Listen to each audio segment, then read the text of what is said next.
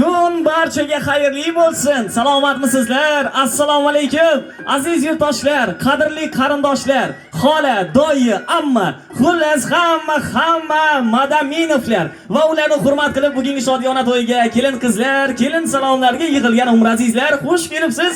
Xush kelibsiz.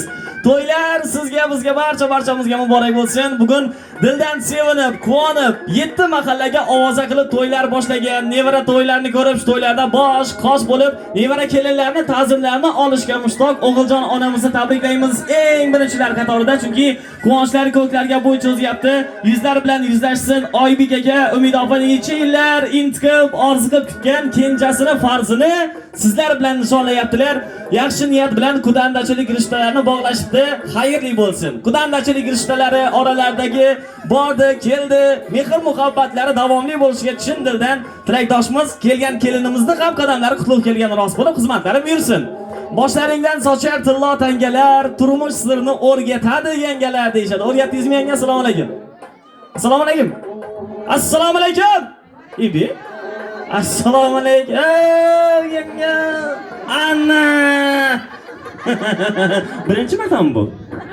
Bildik. Siz bilan salomimiz ta'zimlarda yanga. Bu Madaminovlar elda yurtda o'zga yarasha obro' e'tiborli insonlar.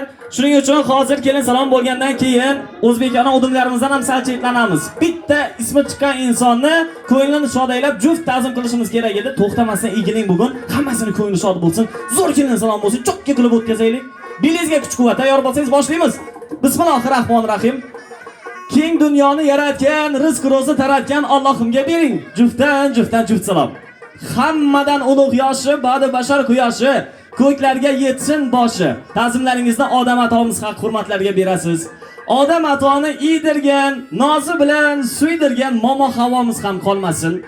Xudoning karomati ila payg'ambar bo'lgan, ahli mu'minlarga o'gitlar qilgan, Qur'oni Karimdan saboqlar bergan ikki olam sarvari, ul qodiri Xudo payg'ambarimiz Rasul akram Muhammad Mustafa sallallohu alayhi va sallamni eslaymiz. Ul muborak zotni ham ruh poklariga qayta ta'zimlarda kelin salom qilasiz. Endi azizlar 2 daqiqagina jimlik saqlasak maylimi? Farzandlarni, nevaralarni shunga undab turasiz. Iltimos.